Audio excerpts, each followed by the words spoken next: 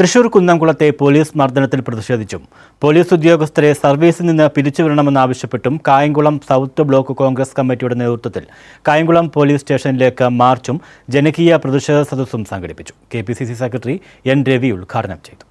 KPCC ആഹ്വാനം അനുസരിച്ച് youth Congress Chowwannur മണ്ഡലം പ്രസിഡന്റ് VS സുജിത്തിനെ അകാരണമായി മർദ്ദിച്ച സംഭവത്തിൽ പോലീസ് ഉദ്യോഗസ്ഥരെ സർവീസിൽ നിന്ന് പിരിച്ചുവിടണമെന്നാവശ്യപ്പെട്ടുകൊണ്ടാണ് കായംകുളം സൗത്ത് ബ്ലോക്ക് കോൺഗ്രസ് കമ്മിറ്റിയുടെ നേതൃത്വത്തിൽ കായംകുളം പോലീസ് സ്റ്റേഷനിലേക്ക് മാർച്ചും ജനകീയ പ്രതിഷേധ സദസ്സും സംഘടിപ്പിച്ചത്.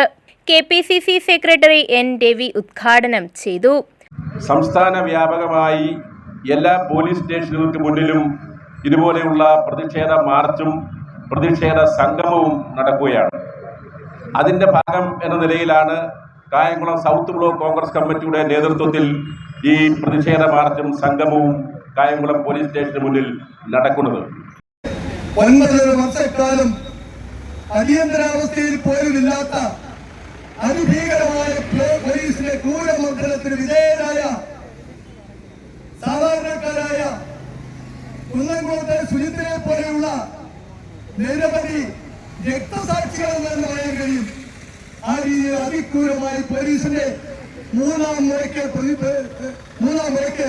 പത്രീഭവമായ സംഭവത്തിൽ അതിശക്തമായ പ്രതിഷേധം കായംകുളം സൗത്ത് ബ്ലോക്ക് കോൺഗ്രസ് കമ്മിറ്റിക്കും കേരളത്തിലെ കോൺഗ്രസ് പ്രസ്ഥാനത്തിനുമുണ്ട്. അതിന്റെ പേരിൽ ഇന്ന് സംസ്ഥാന വ്യാപകമായി നടത്തുന്ന പ്രതിഷേധ മാർച്ചിന്റെ ഭാഗമായിട്ടാണ് കായംകുളം ചരിത്രം എഴുതുന്ന Kayamkulam police station.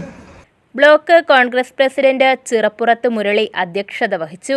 KPCC secretary Trivikraman Thampi, U. Muhammad, M. Vijayamohan, Aritha Babu, Ansari Koyikkalethu, Biju Nasarulla, Shobha Surendran, K. Nasar, Prakash D. Pillai, K. Padmakumar, Biju David, Susheela Viswambharan, MAK Azad, Bidu Raghavan, Thandalath Murali, Chandrika Thankappan തുടങ്ങിയവർ പങ്കെടുത്തു.